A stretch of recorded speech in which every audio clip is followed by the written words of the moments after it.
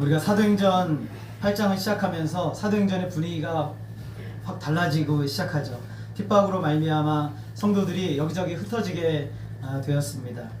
성도들이 어떻게 흩어진 성도들이 어떻게 사역을 감당했는가에 대해서 한 중요한 예가 나오는데 그 예가 바로 이 빌립이라는 사람입니다. 이분은 집사님이라고 부르는데 우리 교회도 대부분이 집사님이시죠. 예, 집사님이 가서 무슨 일을 했는가? 빌립은 사마리아로 가게 됩니다. 성령의 이끌림 받아서 사마리아로 가서 사마리아에서 빌립은 하나님 나라와 예수 그리스도에 관해서 복음을 전하게 되고 수많은 남녀가 예수를 믿게 되는 일이 일어나게 되죠. 사마리아에 부흥이 일어난 겁니다. 성경은 그 안에 큰 기쁨이 있었다라고 표현하고 있어요. 우리가 잘 아는 것처럼 하나님의 역사가 능력 있게 일어나면 거기에 마귀의 역사도 같이 일어나요. 여러분들 이제 우리 옛날에 믿음의 목사님들, 전사님들 또 믿음의 사람들이 꼭 기도원에 가서 이제 그 금식하며 기도하고 내려오면 꼭 이렇게 문제가 생겨요.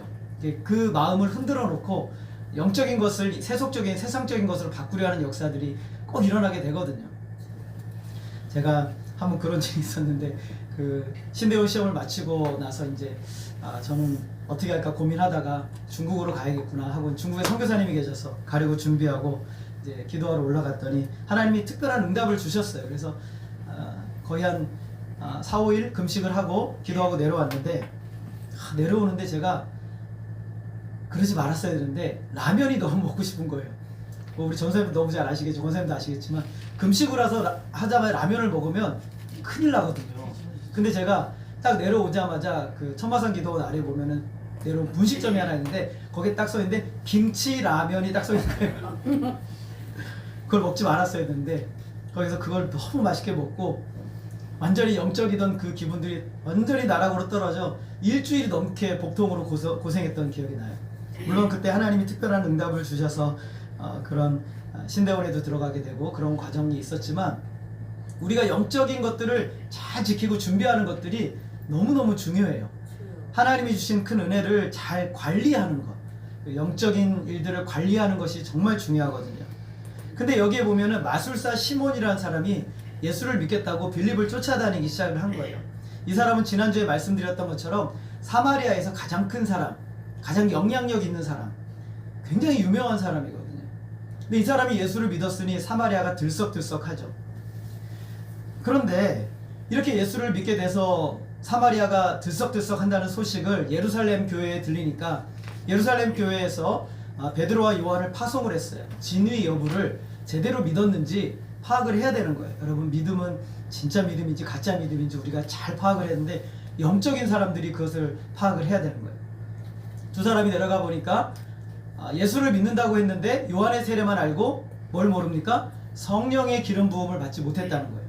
성령을 받지 못했다는 거예요. 그래서 베드로와 요한이 하나님께 기도하고 안수를 사람들에게 안수하자 성령이 능력 있게 임하는 역사를 경험하게 되죠. 그때 그 모습을 보고 있던 마술사 시몬이 야, 저거 괜찮다. 나도 저거 있었으면 좋겠다. 막 그런 생각이 드는 거예요. 우리가 이런 유혹에 받기 쉬운 게 뭐냐면 어떤 목사님들이 막 능력 있게 병자를 고치고 뭐 이렇게 하는 거 보면 나도 저거 좀 있었으면 좋겠다. 우리가 사모한다라는 표현으로 바꿀 수는 있겠지만 인간적인 욕심이 거기 안에 들어가는 거예요. 그래서 베드로에게 말합니다. 내가 돈을 줄 테니 나에게도 좀 그 능력을 줘서 내가 누구에게든 안수하면 성령이 임하게 해달라고 그럽니다. 그래서 베드로가 오케이 했습니까? 베드로가 뭐라고 그러죠? 네 마음이 악하다라고 표현합니다. 그러면서 회개하라 라고 하는데 시몬은 회개하지 않습니다. 만약에 시몬의 잘못된 신앙이 그대로 유지되고 여기에 남았다면 사마리아 전체의 잘못된 신앙이 다른 신앙으로 착각되었을 거예요. 교회도 잘못된 굉장히 거물급인 사람, 굉장히 능력 있는 사람이라는 사람이 들어와서 잘못된 신앙으로 교회에 들어놓으면요, 교회 전체가 잘못된 신앙이 바른 신앙인 것처럼 착각하게 만드는 거예요.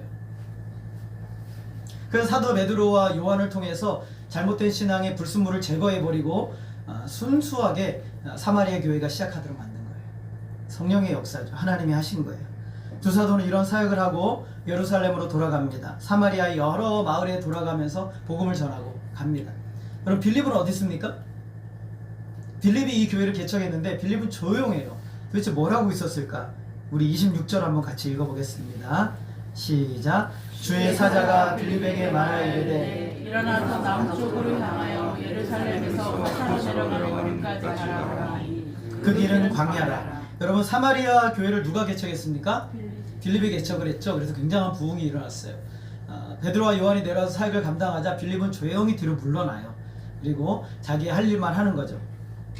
근데 갑자기 이 모든 문제가 해결이 되자 성령께서, 그래서 주의 사자는 물론 천사라고 하는 사람도 있고 이렇게 예수 그리스도의 영이라는데 우리는 기본적으로 성령이라고 하는 것이 맞는 게 뒤에는 이제 성령이라고 표현을 하거든요. 성령께서 빌립에게 나타났어요. 빌립에게 와서 뭐라고 말하냐면 너 일어나서 남쪽으로 내려가라 이렇게 말씀하시는 거예요. 여러분, 교회를 세워놨으면 뭐 해야 됩니까 이제? 예? 뭘 해야 되죠? 양육을 해야 되잖아요. 우리 교회 가는 것처럼 양육도 하고 사람들에게 사랑도 받고 인정도 받고 또 뭐 그런 시간들이 필요한데 성령께서는 그 기초를 놓고 할 시간이 없어요. 지금 너무 급한 일들이 많은 거예요. 그래서 성령이 빌립에게 너 빨리 남쪽으로 내려가라 이렇게 명령을 합니다. 사마리아에서 환송해도 할 겨를이 없어요. 여러분, 사마리아에서 예루살렘까지가 한 70km 됩니다. 그리고 70km인데 여기서 예루살렘에서 가사까지 가는 길이 120km예요. 굉장히 먼 거리죠. 그러면 몇 킬로를 걸어간 거예요? 계산이 좀 힘들죠. 190km를 걸어간 거예요. 굉장히 많은 그 긴 거리를 걸어서 간 거예요. 성령이 명령하시자. 근데 왜 광야거든요. 여러분, 광야는 뭡니까? 사막이죠. 물론 완전한 사막은 아니지만 광야이기 때문에 사람들이 안 다니는 곳이죠. 그래서 빌립이 거기 가서 두리번 이렇게 보고 있었어요. 그랬더니 한 사람이 오는데 여기 보니까 에디오피아 네시라고 표현하고 있죠. 여러분, 여러분 율법에 보면 네시는 하나님 앞에 예배 드릴 수가 없어요. 근데 이 사람이 네시라는 거, 이 당시에 네시는 두 종류의 네시가 있어요. 하나는 정말 거세를 당한 네시가 있고 또 한 사람은 왕의 거의 2인자급 최고 믿을 수 있는 사람을 또 네시로 임명을 하는 거예요. 정말 욕심이 없고 사심이 없는 사람을 임명을 하죠. 근데 이 사람이 예루살렘에 갔다가 가사로 가는데 왜 가냐면 예루살렘에 와서 예배를 드리고 간 거예요. 하나님께 예배를 드리고 돌아가는 중에 있어요. 돌아가는 중에 있는데 이 사람이 뭘 하고 있었냐면 책을 읽고 있었는데 성경을 읽고 있었던 거예요. 근데 여러분, 이 당시에 두루마리 성경은 어디에 있냐면 성소에만 있어요. 성전에만 있어요. 사람들이 개인이 두루마리 이 성경을 가질 수가 없어요. 너무 비싸고, 그리고 이제 회당에만 딱 이렇게 갖다 놓는 거예요. 근데 이 사람은 개인적으로 성경을 가지고 있었다는 것은 굉장히 신앙이 좋을 뿐만 아니라 아주 대단한 부를 가지고 있는 사람이었다라는 것을 알 수가 있어요. 그래서 이제 앉아가지고 이제 하인들도 있고 이제 읽고 가는 거예요. 가마를 타면서 읽고 가고 있는데 여기서 읽는다라는 표현이 소리를 내어서 크게 읽고 있었던 거예요. 소리를 내서 크게 읽는데 문제가 하나 있는데 뭐냐면 무슨 뜻인지를 모르는 거예요. 무슨 뜻인지를 알지를 못하는 거죠. 그래서 빌립이 그 사람을 딱 보자마자 성령께서 말씀하세요. 뭐라고 말하냐면 저 수레로 가까이 나아가라. 그러자 어떻게 했는지 우리 30절 한번 읽어보겠습니다. 30절 시작. 빌립이 달려가서 선지자 이사야의 글 읽는 것을 듣고 말하되 읽는 것을 깨닫느냐. 그럼 빌립은 정말 성령의 뜻에 너무너무 민감하고 빠르게 순종해요. 빌립이 어떻게 했어요? 달려갔어요. 걷는 게 아니라 달려갔어요. 굉장히 빠르게 달려간 거예요. 달려가서 묻습니다. 당신 그 읽는 거 깨닫습니까? 라고 물어봐요. 그러자 네시가 말합니다. 지도해주는 사람이 없는데 어떻게 내가 이것을 깨달을 수 있겠느냐라는 거예요. 계속 말씀을 읽고 있는데 무슨 뜻인지를 모르는 거예요. 저희 아버지가 그러셨어요. 말씀은 계속 열심히 읽는데 무슨 뜻인지를 모르는 거죠. 그런데 이 말은 무슨 말이냐면 깨닫고 싶은데 이해가 안 된다는 거예요. 깨닫고 싶은데. 그러면서 또 한편에는 빌립에게 도움을 요청하는 거죠. 네가 안다면 나를 좀 도와달라라고 얘기를 하는 거예요. 그가 읽었던 성경 구절은 이사야서 53장 7절과 8절에 고난받는 종에 대한 이야기예요. 이 사람이 이렇게 심한 고난을 당하고 고통도 당하고 그리고 판결을 받는데, 억울하게 판결을 받는데 도대체 이 사람이 누군지를 모르겠는 거예요. 왜 이 사람이 애매하게 고난을 당하는 내용이 이 성경에 기록이 되어 있는지 이해를 할 수가 없는 거예요. 그래서 곱씹고 또 곱씹는데도 이해할 수 없는 거죠. 그래서 빌립을 청해서 그 가마 위로 올라오라고 요청을 합니다. 그래서 빌립이 올라가서 보니까 이사야서 말씀, 고난받는 종에 대한 이야기를 읽고 있는 거예요. 그래서 빌립이 말합니다. 뭐라고 말하냐면, 도살장으로 끌려가는 어린 양과 같은 존재가 있는데 무력한 모습으로 고난을 당하고 굴욕을 당하고 그리고 이 공정한 심판도 받지 못했던 바로 그분이 누구냐면 우리를 위해서 보내주실 메시아 구원자이다라는 거예요. 그분은 전능하신 하나님이시고 우리에게 모든 우리를 사랑하시는 분이시다라고 말하면서 이분이 누구냐면 바로 예수님이시다라는 것을 이야기를 하는 거예요. 35절 우리 같이 한번 읽겠습니다. 시작. 빌립이 입을 열어 이 글에서 시작하여 예수를 가르쳐 복음을 전하니라. 구약의 말씀을 갖다가 열어서 신약의 말씀으로 복음의 말씀으로 열어준 거예요. 열어주는 것이죠. 하나님의 말씀이 열려야 돼요. 여러분, 구약은 예수 그리스도로 말씀이 열려야 돼요. 그래야지만 이 말씀의 의미를 깨달을 수가 있거든요. 구약은 오실 예수님에 대해서 예언하고 보여주는 그림자와 같아요. 이렇게 비참하고 억울한 죽음을 당한 분이 전능하신 하나님이시며 바로 우리를 위해 죽으셨다는 사실을 그제서야 내시가 깨닫게 되는 거예요. 이 비참하고 이 억울한 죽음이 바로 나를 위한 죽음이었구나. 이 비참한 죽음이 전능하신 하나님의 아들이신 예수님께서 죽으신 비참한 죽음이었구나. 근데 그게 다 나의 죄를 위한 것이었구나 라는 것이 깨달아지는 거예요. 그는 유대교를 믿었어요. 그렇지만 이제는 참된 믿음의 대상을 진짜 만난 거죠. 그의 마음이 활짝 열렸습니다. 36절 우리 같이 읽겠습니다. 36절 시작. 길 가다가 물 있는 곳에 이르러 그 내시가 말하되 보라 물이 있으니 내가 세례를 받음에 무슨 거리낌이 있느냐. 내시는 이제 자기가 예수를 믿겠다고 세례를 받겠다라고 얘기를 하고 있어요. 두 사람이 수레에서 내리고 빌립이 내시에게 세례를 줍니다. 하나님의 자녀라는 선포를 한 것이죠. 성령께서 놀라운 사실은요, 지금 빌립에게 그 먼 한 170km, 180km의 걸음을 걸어서 그 가사까지 가게 하신 목적이 뭐였어요? 누구를 위한 거였어요? 에디오피아 내시 한 사람을 위해서 그 먼 걸음을 걷게 하셨다는 거예요. 시간 낭비죠. 여러분, 시간 낭비죠. 이 빌립이라는 위대한 사람이 그 한 사람을 위해서 사마리아를 내버려 두고 거기까지 그 먼 거리를 가게 했다라는 것이죠. 절대로 아깝지 않은 복된 여정이었다라는 것을 성경이 오늘 우리에게 말씀하고 있어요. 이 걸음이 얼마나 복된지를 우리에게 말씀하기 위해서 누가는 이 부분을 반드시 기록해야만 했던 거예요.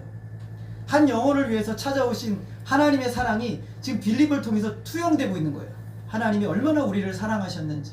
여러분, 한 사람을 위해서 높고 높은 하늘을 버리시고 이 땅에 내려와 우리를 위해서 십자가에 죽으시고 한 영혼 구원하시고 성령을 보내셔서 거듭나게 하시고 영원한 생명의 길 걷게 하신 그 사랑의 사실을 빌립을 통해서 보여주고 시각적으로 보여주고 있는 거예요. 지금도 하나님께서는요, 하나님의 택한 백성들을 위해서 아무것도 아끼지 않으세요. 독생자까지 내어주신 하나님은 지금도 영혼을 살리시기 위해서 성령의 뜻에 순종하는 사람들을 계속 보내고 계시는 거예요. 여러분들에게. 여러분이 낙심하고 절망할 때 그 사람을 또 보내시는 거예요. 우리가 낙심하고 힘들어할 때 그 사람을 또 보내세요. 어떤 사람이요? 성령의 뜻에 순종하여 가는 사람을 계속 보내고 계시는 거예요. 복음을 듣지 못한 사람에게 성령의 뜻에 순종하여 가는 사람을 또 보내고 계시는 것이고, 오늘 저와 여러분의 수많은 인생을 향하여서 내가 도대체 왜 이런 절망의 삶을 살아가고 있지? 어떤 사람의 성령의 뜻에 순종하여 저 사람에게 가라라고 말씀하셔서 그를 위로하고 격려하고 계시는 거예요. 하나님이 하시는 일이죠. 세례를 받고 물에서 올라오니 잠시 다가도 하고 인사도 하고 얼마나 감사해요. 그런데 그럴 겨를이 없어요. 39절 우리 같이 한번 읽겠습니다. 시작. 물에서 올라오시니 주의 영이 그를 이끌어가니라. 내시는 기쁘게 그를 바라보고 그를 다시 보지 못하니라. 빌립이 너무 감사하고 기쁨이 넘쳐서 이제 이 사람이랑 좀 얘기 좀 해야 되겠다 했는데 갑자기 무슨 일을 합니까? 주의 영이 빌립을 어떻게 합니까? 이끌어간지라. 여러분, 그 에스겔서를 보게 되면 갑자기 주의 영이 성령께서 에스겔을 확 잡아 끌어가지고 예루살렘으로 데려가는 장면이 있어요. 머리끄댕이를 잡아서 이렇게 딱 데려가거든요. 똑같은 단어입니다. 갑자기 성령께서 빌립이 이제 나와서 얘기 좀 할 때 갑자기 딱 잡아가지고 어디로 데려갑니까? 예, 다른 길로 가는 거예요. 주의 영이 그를 이끌어갔다라고 표현하고 있어요. 내시는 딱 올라오니까 빌립이 없잖아요. 그럼에도 불구하고 지금 빌립의 마음, 그 내시의 마음속에 뭐가 있어요? 기쁨이 생긴 거예요. 복음이 전해지고 생명이 싹트는 곳에 기쁨이 일어나는 거예요. 그래서 빌립은 볼 수 없었지만 기쁨은 사라지지 않아요. 여러분, 복음이 주는 진짜 능력은요, 환경과 상황에 상관없이 기쁨이 일어나는 거예요. 우리가 받은 기쁨, 놀라운 것이죠. 성령께서 물에 올라오시자마자 빌립을 딱 잡아채가지고 그리고 데리고 가십니다. 성령의 초자연적인 능력으로 빌립을 붙드셨죠. 속히 다른 장소로 가야 해요. 지금 너무 급한 거죠. 40절 우리 같이 읽겠습니다. 시작. 빌립은 아소도에 나타나 여러 성을 지나 다니며 복음을 전하고 가이사라에 이르니라. 여러분, 가사에서 아소도까지는 30km 정도 거리예요. 그러니까 갑자기 빌립을 딱 끌어잡아가지고 아소도라는 곳에 딱 떨어뜨려 놨어요. 당황스럽죠. 여러분, 우리의 인생 갑자기 여러분 여기서 예배드리다가 갑자기 저기 광주에다 딱 떨어뜨려놔요. 우리 전사님 빨리 급하니까 복음 전해야 되니까 원래 우리 전사님 태어나신 제주도에다 갑자기 딱 떨어뜨려놔요. 너무 당황스럽잖아요, 이럴 때. 근데 어떻게 합니까? 빌립은 성을 지나다니며 복음을 전해요. 인생의 목적이 분명하니까 가는 곳마다 복음을 전하는 거예요. 빌립은 아소도의 여러 성에서 지납니다. 그리고 가이사라까지 갔어요. 아소도에서 가이사라까지 100km. 여러분, 빌립에 한번 걸음을 한번 생각해 보세요. 가사까지 한 170km, 180km 걸었어요. 그리고 30km 또 갔어요. 그리고 거기서 또 가이사라까지 100km를 걸어가요. 횡단하는 거예요. 이게 무슨 말이냐면 하나님께서 예수님께서 사마리아와 유대 땅에 복음을 전하겠다라고 말씀하신 그 걸음을 지금 빌립이 걷고 있는 거예요. 빌립이 사마리아에서 유대로 내려와서 유대에서 그 가이사라까지 올라가는 거예요. 유대와 사마리아를 삥 두르고 있어요. 지금 이 빌립의 사역이 그렇게 하고 있단 말이죠. 빌립의 사역이 그 말씀의 성취를 이루고 있는 거예요. 빌립의 사역은 우리가 생각하는 것과 좀 다르죠. 말씀의 성취가 복음이 전해서 영혼이 구원받으면 그들에게 양육도 하고 훈련도 하고 교회를 세워야 되는데 빌립은 그게 아니에요. 가는 곳마다 복음을 전하는 게 빌립의 사명인 거예요. 가는 곳마다 누구의 뜻에 따라서? 성령의 뜻에 따라서 성령이 이끄시는 대로 그대로 옮겨가는 거예요. 성령이 이끄시는 방식이죠. 빌립은 자신의 인생에 목적이 없어요. 성령이 이끄시는 대로 끌려다니고 있는 빌립의 모습이에요. 그러나 그것은 때로는 수동적이지만 굉장히 능동적이에요. 그래서 여러분, 이 부분의 말씀을 읽다 보면 수동태와 능동태가 반복해서 교차적으로 나와요. 한편에서는 성령이 이끌어 가시는 것은 빌립은 수동태로 나오지만 복음을 전하고 역사하는 것은 능동태로 나오고 있어요. 그러니까 성령과 빌립이 같은 보조로 움직이고 있는 거예요. 이 사역을 감당하고 있는 것이죠. 성경은 이런 인생이 복되다고 말하는 거예요. 성령과 우리의 인생이 같은 보조로 움직이는 인생이 가장 복되다라고 성경이 말씀하는 거예요. 오늘 빌립의 사역을 통해서 우리에게 보여주는 것은 하나님의 자녀들의 인생은 성령이 이끄시는 인생이다라는 것을 보여주는 거예요. 여러분, 히브리서 11장 8절에 보면 우리가 너무나 잘 아는 말씀이죠. 우리 한번 같이 읽어볼까요? 시작. 믿음으로 아브라함은 부르심을 받았을 때에 순종하여 장래의 유업으로 갈 땅에 나아갔으니 갈 바를 알지 못하고 나아갔으며. 하나님이 아브라함을 부르셔서 어떻게 가야 할지 어디로 가야 할지 알려주지 않으셨다라는 거죠. 여러분, 그 직장을 옮기면 새로운 직장을 먼저 구하고 사표를 냅니까? 아니면은 사표를 내고 옮깁니까? 새로운 직장을 먼저 구해야 되겠죠? 사표를 내면 중간에 붕 뜨니까. 여러분, 집을 이사할 때 새 집을 먼저 사고 이사를 합니까? 아니면은 집 먼저 다 빼고 집을 찾습니까? 새 집을 먼저 아니, 이게 궁금해서 물어보래요. 여러분, 지금 궁금해서. 여러분 어떻게 하십니까? 살 집을 먼저 구하고 그리고 집을 빼잖아요. 근데 하나님이 하시는 일은 참 놀라워요. 집을 먼저 뺍니다. 집을 먼저 빼고 가라고 하세요. 이게 하나님의 백성들을 인도하시는 방법이에요. 누구만 의지하라고요? 하나님만 의지하라고. 그 집을 먼저 빼버려요. 하나님, 저 어떻게 삽니까? 그럼 울고불고 기도를 하는 거예요. 살려주세요. 야, 이미 준비 다 됐다. 이미 준비 다 됐다 그러는 거예요. 우리 편에서는 준비는 안 됐지만 하나님 편에서 어떻습니까? 다 준비가 된 거예요. 선하신 하나님, 우리에게를 그렇게 인도하시는 거예요. 빌립의 인생이 그런 거예요. 빌립에게 가라고 하세요. 준비된 건 아무것도 없어요. 그냥 가는 거예요. 순종해서 100km든지 170km든지 100 어떤 킬로든지 하나님이 부르시는 대로 그냥 가는 거예요. 왜냐하면 제일 안전하거든요. 그게.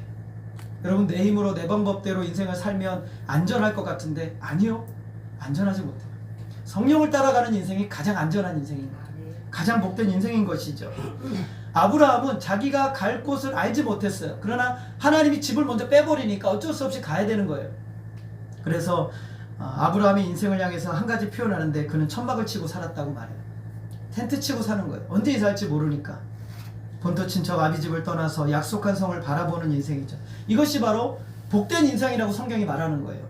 내 것 꼭 쥐고 나는 내 인생에서 이거 안전장치 만들고 살아가야 안전할 거라는데 아니라는 거예요. 그건 안전한 인생이 아니라는 거예요. 히브리서 11장 13절 우리 같이 한번 읽어보겠습니다. 시작. 이 사람들은 다 믿음을 따라 죽었으며 약속을 받지 못하였으되 그것들을 멀리서 보고 환영하며 또 땅에서는 외국인과 나그네임을 증언하였으니. 여기서 참 중요한 단어 하나 꼽으라 한다면 저는 증언이라고 말하고 싶어요. 나는 하나님의 백성이야 라고 증언한 게 뭐였냐면, 난 나그네 인생 산 거예요. 난 하나님의 백성이야 라고 증언한 게 뭐냐면, 난 성령 따라 사는 인생이야 라고 보여준 거예요. 삶으로 살아낸 것이죠. 사람들이 바라볼 때 저 사람은 성령 따라 사는 사람이구나 라는 것을 삶으로 보여준 거예요. 단호하게 버리라면 버리고 떠나라면 떠날 수 있었던 게, 그게 가능했던 거예요. 만약에 여러분이 하나님 나라 간다고 살아가는데, 죄송합니다, 돈 있으면 해도 되는데 최고급 차에 최고 좋은 집에 맨날 누리고 막 그냥 돈 버는 일만 애쓰고 막 돈 버는 많이 벌어서 많이 가지고 이렇게 살아간다면, 여러분들을 보고 예수님을 믿겠다고 따라오는 사람들도 여러분 똑같이 할 거예요. 돈 많이 벌고 잘 되고 건강하고 부하게 되고 영광 얻고 세상에서 모든 것을 얻는 것이 천성 가는 길이구나 라고 잘못 믿음을 갖게 되는 거예요. 이게 누구의 믿음이에요? 마술사 시몬의 믿음인 거예요. 내 거를 위해서, 내 영광을 위해서, 나를 위해서 사는 인생이죠. 그런 사람에게 하나님이 주시는 하나님의 나라와 구원과 복음은 필요가 없어요. 그 복음이 왜 필요해요? 구원이 왜 필요해요? 부자 되기 위해서 필요한 거예요. 그것을 영원한 목적지로 가는 것이 안 된다는 것이죠. 영원한 목적지로 간다라는 삶을 아브라함은 어떻게 보여줬어요? 버리랄 때 떠난 거예요. 빌립은 어떻게 보여줬어요? 성령이 이끄신 대로 순종해 간 거예요. 예수를 믿으니 돈을 벌고 돈을 벌고 병이 낫고 잘 사는구나. 그래 예수 믿자. 예수 믿으면 만사형통하겠지. 아니요. 복음이 그 정도밖에 안 된다고요? 그럼 우리는 예수 믿지 말아야 돼요.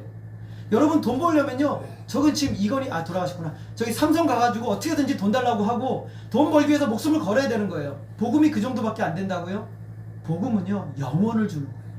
영생, 영원한 생명이 이 땅에 제한된 세상에서 잘 먹고 잘 사는 것이 복음 정도밖에 안 된다면 세상에 복음 줄 수 있는 사람 너무 많아요. 이재용이가 여러분한테 복음 줄 수 있어요. 아시겠어요? 이재용이만 잘 따라다녀 보세요. 복음 주죠. 그러면 여러분 지금 가진 집보다 두세 채는 더 줄걸요? 복음을 줄 수 있어요. 이 세상에 있는 것들 만사형통이라고 그러면 복음은 그 정도밖에 아니에요. 여러분의 생명을 영원히 살게 하시고 영생, 그걸 주기 위해서. 여러분 집 두세 채, 수만 채를 가져도 영생을 얻지 못하면 이 땅에서 죽고 끝인 거예요. 영원한 멸망에 떨어지는 것이죠. 하나님은 이 땅에서 너희 고난당하고 어려움 당해도 너희들에게 예비한 영원한 안식처가 있다는 것을 약속하시는 거예요. 신자의 생애는 빌립같이 삶을 살게 되므로 세상이 놀라는 거예요. 빌립은 자기가 한 일로 이익과 보상을 받지 않아요. 사마리아에서 호련히 사라지고, 가사에서 한 영혼 구원하고 호련히 사라지고, 아소도에 가고 가이사라까지 가는 복음을 전했지 다른 무엇을 하지 않았어요. 이런 삶을 사니까 사람들이 물어봅니다. 빌립에게, 아니 당신 왜 그런 인생을 살아요? 왜 그런 삶을 삽니까? 라고 물어보는 거예요. 그럼 해줄 말이 있죠. 내게 영원한 생명들이 있습니다. 이게 진짜 복음인 거예요. 하나님이 이 세상에 성공과 그 무엇을 주셔서 다른 사람보다 우월하다는 것을 나타내는 것이 영원한 생명을 사는 것이라고 말하면 복음은 너무 가벼운 거예요. 그렇게 해서는 영생에 대한 도전도 주지 못하고 회개의 길로 이르지도 못해요. 우리가 세상에서 이것을 쌓고 그것을 추적하며 사는 인생이라고 성경은 말하지 않아요. 우리는 이 세상을 나그네라고 말하고 있어요. 왜냐하면 나그네라는 말이 너무 우리한테 딱 맞아요. 왜냐하면 성령이 이끄신 대로 사는 거니까. 거기에는 내 기업, 내가 심고 거두는 것이 없어요. 그러면 사람들이 우리에게 물어봐요. 여러분들이 물어봅니다. 우리 전사님에게 물어요. 집도 왜 그렇게 팔고 왜 다 나눠주고 다 뿌려주고 그럽니까? 그럼 물어봐요. 전사님한테. 전사님 도대체 뭐 때문에 살아요? 어디로 도대체 전사님 인생 가시는 거예요? 이렇게 물어본단 말이에요. 그때 복음을 말하는 거죠. 생명을 말하는 거죠. 빌립의 인생은 자기 주도의 인생이 아니라 성령이 주도하시는 인생이에요. 성령이 이끄시는 거예요. 여러분의 인생을. 성령이 이끌어 가시기에 빌립은 자기를 내려놓고 성령의 음성에 민감하여 따르기만 합니다. 사도행전은 성경 전체는 이런 인생이 정말 복되다라고 말하고 있어요. 정말 복되다. 내가 내 안식처 잘 잡아놔야 내 인생 복되다. 아니요. 하나님이 훅 불어버리시면 끝나는 거예요. 죄송합니다. 하나님 불어버리시기도 하세요. 많이. 진짜로. 내가 헛된데 내 마음을 가지면 성령의 음성에 민감하여 성령이 이끄시는 대로 순종하며 나아가는 인생이 빌립의 인생이었어요. 빌립은 그냥 간 게 아니에요. 가는 곳마다 뭘 했냐면 복음을 심었어요. 말씀을 전했고 하나님의 말씀을 전했어요. 빌립은 인간적인 차원에서 보면 그 손에 남아나는 게 하나도 없어요. 다 나눠주고 다 퍼주고 그래요. 여러분 오늘도 우리 그 상추에다가 밥 먹을 거거든요. 저거 다 누가 해서 여러분 주는 거예요? 죄송합니다. 자꾸 전사님이 다 해가지고 갖다 주는 거예요. 우리는 맛있게 먹기만 하지만 전사님이 돈 다 투자하고 몸 다 투자하고 애쓰고 수고해서 나눠주고도 전사님이 행복하시다고 기쁘시다고 이렇게 말하는 거 보면 참 특이하신 놀라운 은혜를 가지고 계신 거예요. 우리 전사님 나눠주는 인생. 여러분 주일학교 찬양 중에 있어요. 여러분 그 사랑은 참으로 버리는 것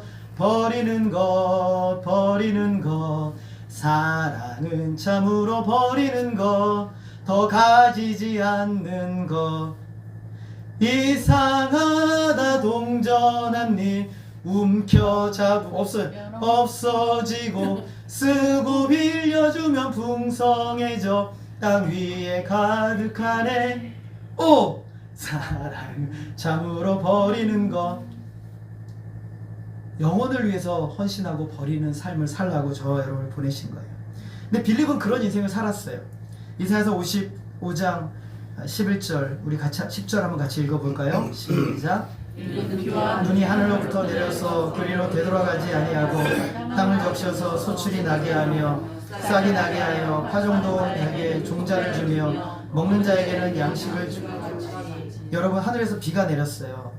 땅을 적시고 스며들어갑니다. 내를 이루고 강을 이루고 바다를 이루어요. 근데 그렇게 하는 과정에 참 놀라운, 여러분 한 번도 생각해 보셨어요? 풀이 자라고 나무가 자라고 싹이 나고 그래요. 근데 비가 내린 것 뿐인데. 그리고 다시 어떻게 돼요? 여러분 잘 알잖아요. 다시 물이 어떻게 올라옵니까? 하늘로? 올라가죠? 그냥 의미 없이 돌아가는 것 같아요. 이거를 뭐라고 그러는지 제가 제 이름이 기억이 안 나는데 그렇게 되잖아요. 계속 지금도 그러고 있어요. 마르면 다 올라가잖아요. 근데 비가 내려서 그게 없어지는 게 아니라 뭐를 키워요? 생물을 키우는 거예요. 살아나게 하는 거예요. 물이 차고 배가 다니게 만들고 거기서 또 전기도 공급하게 되고 온갖 일들이 거기서 일어나는 거예요. 11절 같이 읽겠습니다. 시작. 내 입에서 나가는 말도 이와 같이 헛되이 내게로 되돌아오지 아니하고 나의 기뻐하는 뜻을 이루며 내가 형통하리라. 하나님 말씀이 똑같다는 거예요. 하나님의 말씀이 수도 없이 전해지고 증거되고 가르쳐지는데 그냥 흘러가는 것 같은데 그게 아니라 영혼을 살리고 생명을 살찌우게 만들고 영혼의 풍성함을 주고 능력을 만들고 그 안에서 하나님의 역사를 이루고 여러분의 인생의 소망과 비전을 만들어주는 역사가 하나님의 말씀을 통해서 지금 이루어지고 있다는 거예요. 그게 바로 하나님이 하시는 일이에요. 중요한 것, 하나님이 기뻐하시는 일을 이루는 거예요. 그리고 하나님이 기뻐하시는 일을 형통하게 만드는 거예요. 여러분 우린가 어딘가에만 꼭 붙들려 있으려고 하면 인간적인 욕심에 빠져요. 그러면 내가 있는 그 자리만 있어야만 될 것 같은데 아니요. 하나님은 말씀을 가진 자가 가는 어디든지 간에 말씀의 역사를 이루세요. 그게 중요한 거예요. 복음을 목적으로 살게 되면 장소가 중요하지 않아요. 사명이 이끌어가는 인생이 되는 거예요. 어떤 유명한 노 목사님이 은퇴를 앞에 두고 계셨는데 성도들이 찾아와서 이제 한마디씩 하라고 그러는데 어떤 집사님이 이런 얘기를 했어요. 목사님, 제가 목사님 설교를 들으면 잘 알겠는데 그 순간은 잘 알겠는데 제가 10년 신앙생활하고 20년 신앙생활했는데 남는 것도 없고 잘한 것이 하나도 없다고. 여러분 은퇴하신 목사님한테 절대 그런 얘기 하지 마세요. 마음이 얼마나 상처가 되겠어요. 근데 그 목사님은 굉장히 지혜로우셨어요. 이렇게 답을 하셨습니다. 집사님, 콩나물에 물을 주면 물이 남습니까? 빠져나갑니까? 라고 물어봐요. 당연히 빠져나가죠. 빠져나가는 것 같은데 콩나물이 자랍니다 라고 얘기를 했대요. 우리의 인생 사는 동안에 조금씩 말씀이 여러분의 인생을 자라게 하는 거예요. 아무것도 안 하는 것 같은데 콩나물에 물을 주는 것처럼 뭔가가 계속 자라는 거예요. 하나님의 말씀이. 왜 양육을 계속 해야 돼요? 계속 심어주면 자라는 거예요. 그래서 신앙은 우리가 축제가 아니라 젖어드는 거예요. 하나님의 말씀으로 스며들고 젖어들어 자라가고 내 인생의 궁극적인 목적인 하나님만 의지하며 사는 인생이 되도록 만드는 것이 하나님의 말씀이 하는 거예요. 빌립은 성령의 인도하심으로 사마리아에 가서 하나님 말씀을 전했어요. 그런 역사가 일어났죠. 성령께서는 빌립을 가사로 데려가라고 가라고 명령하셨어요. 거기서 한 영혼, 진짜 딱 한 영혼, 에디오페 내시의 영적인 문제를 해결해주고 회심하게 하고 그로 하여금 하나님의 자녀가 되게 해줬어요. 빌립은 또 아소도로 갔어요. 그리고 가이사라까지 갑니다. 성령을 따르고 그 인생이 성령의 인도하심을 따라가요. 복음을 목적으로 가는 곳마다 뭘 전했어요? 하나님의 말씀 복음을 전했단 말이죠. 가는 곳마다 전했어요. 우리는 영원한 가치가 뭔지를 잃어버리면 안 돼요. 하나님의 나라와 하나님의 말씀, 영원한 생명이 영원한 가치일 뿐이지 이 세상에선 다 제한됐어요. 새하늘과 새 땅 되면 다 없어져 버려요. 여러분이 호주머니 넣어놨던 거, 통장에 넣어놨던 거 다 사라지고 없어져요. 그리고 새하늘과 새 땅이 하늘로부터 내려오는 거예요. 이 세상에서 욕심내고 싶은 모든 것 한번 해보고 싶죠. 세상에서 인정받고 내 이름 높아지고 싶죠. 내가 영광받고 싶어요. 그런데 그거는 기독교라는 이름을 붙일 뿐이지 이 생의 욕심이라고 바꾸어야 돼요. 기독교가 아닌 거죠. 우리는 헛되고 쓸모없는 것을 성경부터 창세기 요한계시록까지 헛되고 쓸모없는 인생이 뭔지를 성경이 얘기하고 있어요. 그것은 나를 위하는 삶이다. 성경에 가장 복되다고 말씀하시는 인생, 주를 위한 삶이다 라고 말합니다. 성경은 오히려 영원한 나라를 준비하며 사는 사람이 무엇을 목적으로 살아야 하는지를 말씀하고 있어요. 하나님 나라의 생명, 예수 그리스도, 복음, 십자가와 부활, 그 능력 의지하며 사는 것이죠. 그럴 때 우리는 세상에서 전혀 기대할 수도 없고 경험할 수도 없는 일을 경험하게 되는 거예요. 세상에서 만날 수 없는 역사를 그제서야 보게 되는 거예요. 빌립은 드디어 가이사라에 머물게 됩니다. 그곳에서 가이사라에서 드디어 교회를 세워요. 교회를 세웁니다. 나중에 사도 바울이 이 가이사라에 있는 빌립의 교회의 도움을 받아 다소로 가게 돼요. 그리고 베드로도 가이사라의 고넬료를 찾아왔을 때 빌립을 만나봤겠죠. 그 교회에 갔겠죠. 그리고 바울이 3차 전도 여행에 갔을 때 이 가이사라에 있는 빌립의 집에 교회에 머물거든요. 우리 21장 8절 같이 한번 읽어보겠습니다. 시작. 이튿날 떠나 가이사라에 이르러 7 집사 중 하나인 전도자 빌립의 집에 들어가서 머무니라. 빌립의 부르는 명칭이 바뀌었어요. 처음에 집사였는데 지금 뭡니까? 집사이면서 전도자라고 하고 있어요. 여러분 우리말 성경에는 그냥 전도자라고 되어 있잖아요. 헬라어 원문에 보면 복음 전도자라고 되어 있어요. 복음 전도자. 성경에서 전도자라는 명칭을 처음 받은 사람이에요. 없어요. 빌립이에요. 얼마나 복음을 열심히 전했는지 전도자래요. 그런데 이 복음 전도자라는 말을 풀어서 설명하면 이거예요. 좋은 소식을 가져오는 사람이라는 거예요. 빌립은 이제 별명이 붙었어요. 좋은 소식을 가져오는 사람이 빌립이에요. 복음을 전도자.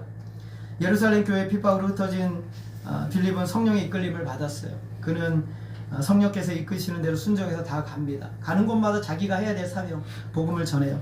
좋은 소식을 가져오는 사람, 복음 전도자죠. 복음을 전하기 위해서 얼마나 애썼는지 사도들이 그리고 성도들이 그 사람들 별명을 붙여줬어요. 전도자 빌립, 복음 전도자 빌립이라고 이름을 붙여준 거예요. 그리고 그에게 딸이 4명이 있어요. 결혼해가지고 아마 결혼 언제든지 몰라요. 딸이 4명이 있는데 여러분 놀라지 마세요. 딸 4명이 모두 다 예언하는 자라. 다른 말로 하면 성령에 붙들린 자라. 여러분 그 가정 얼마나 복됩니까?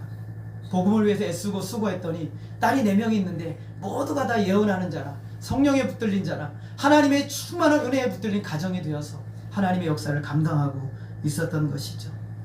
여러분 우리는 하나님의 오묘하신 능력으로 행하시는 놀라운 방법과 지혜의 도구가 되는 사람이에요. 하나님의 손과 발과 입술이 되어서 그것이 손해보는 인생인 것처럼 보여져요. 하나님 내 시간을 왜 써야 돼요? 내 것을 왜 써야 돼요?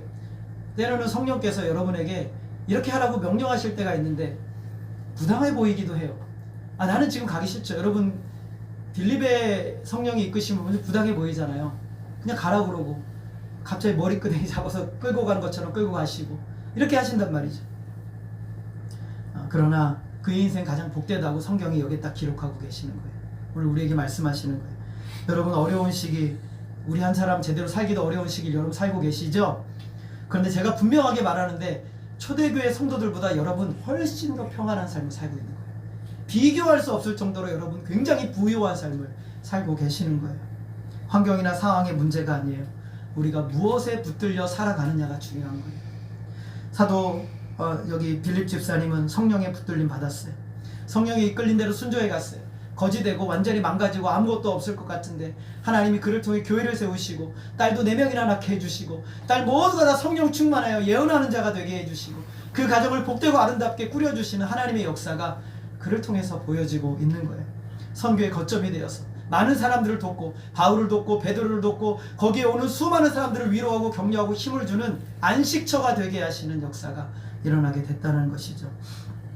오늘 우리에게 여러분 무엇에 붙들려 사느냐가 중요해요. 성령이 여러분에게 명령하시고 여러분이 가는 곳마다 있는 곳마다 하나님의 말씀을 가르치고 또 증거하는 자로 세워질 때 성령께서 하나님께서 여러분의 인생을 주도하시고 이끌어 가셔서 복되게 하실 줄 믿습니다. 우리에게 이 믿음이 있어요. 이 믿음이 여러분 참으로 이 세상에서 내가 세상의 것을 따라가는 것이 마술사 시몬처럼 세상의 것을 따라가는 것이 참 영광받고 소망을 얻는 것 같지만 성경은 그런 인생에 대해서 짤막하게 몇 줄만 긋고 끝이에요. 그러나 빌립의 인생을 추적하면서 하나님께서 오늘 이런 복된 인생 내가 너에게 허락했노라 라고 말씀하시는 여러분의 인생이 되시기를 주님의 이름으로 소원합니다. 아멘. 성령의 명령에 순종하시고 성령의 뜻에 따라가시고 주의 말씀이 여러분의 인생을 주도하시며 이끌어 가실 때 하나님이 여러분의 인생 가장 선하고 복되게 이끄실 줄 믿으시고 주님 앞에 나아가시는 저와 여러분 되어지기를 주님의 이름으로 소원합니다. 아멘. 기도하겠습니다. 하나님 아버지, 오늘도 하나님 우리가 빌립의 전도 현장에 살펴봤습니다. 그는 흩어져서 참 고통 가운데 있었으나 성령께서 이끄시는 대로 사마리아의 복음을 전하고 가사의 복음을 전하고 아소도의 복음을 전하고 가이사라까지 가는 길에 가는 마을마다 복음을 전하여 가이사라의 교회를 세우고 그곳이 바로 수많은 성도들의 위로와 안식처가 되게 하며 복음의 터전이 되게 하시는 하나님, 이 모든 사역의 현장에 바로 오늘 우리가 있음을 잊지 말게 하여 주옵소서. 하나님의 말씀에 성령의 음성에 민감하여 따라가게 하시고 주님이 이끄시는 대로 믿음으로 순종하며 나아가는 인생이 되게 하여 주옵소서. 하나님, 우리에게 주신 생명의 말씀이 영혼을 살리고 생명을 살리고 이 말씀이 바로 우리에게 능력임을 기억하면서 주의 말씀 가는 곳마다 증거하며 전하며 또 가르칠 수 있는 참 믿음의 사람으로 세워질 수 있도록 역사해 주시옵소서. 오늘도 하나님 우리를 부르셔서 예배 자리까지 나오게 하셨사오니 하나님 이 말씀이 오늘 우리의 삶을 지배하고 이끌고 다스려 주시는 놀라운 역사들이 있게 하여 주옵소서. 하나님만이 홀로 영광 받아 주시기를 간절히 원하오며 예수님의 이름으로 기도하였습니다. 아멘.